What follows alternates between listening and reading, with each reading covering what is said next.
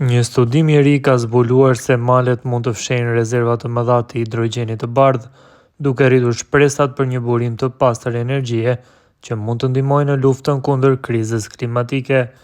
Hidrogeni i bardhë, i njohur edhe si hidrogjen natyror apo gjeologjik, ka tërhequr kohët e fundit vëmendjen si një alternativë premtuese ndaj karburanteve fosile, edhe pse ekzistenca e tij në korën e tokës është teorizuar vetëm disa dekada më parë.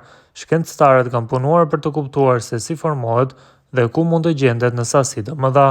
Një ekip studiuesish përdori modele kompjuterike për të simuluar lëvizjen e pllakave tektonike dhe për të identifikuar rajonet me kushte të favorshme për prodhimin e hidrogenit të bardhë. Studimi publikuar në revistën Science Advances sugjeron se vargmalet si Pirenejt dhe Alpet Europiane mund të jenë epiqendra e këtij burimi energjie.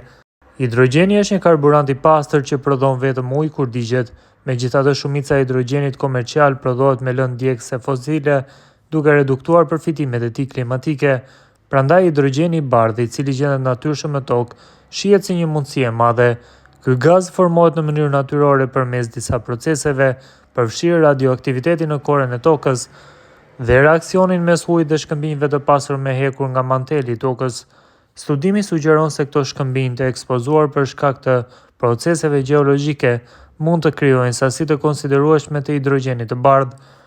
Eksplorimi i hershëm për këtë burim energjie ka nisur në Francë, Ballkan dhe në SBA, megjithatë sfidat mbeten përfshirë gjetjen e rezervave të mëdha të shfrytëzueshme dhe zhvillimin e metodave efikase për nxjerrjen dhe transportin.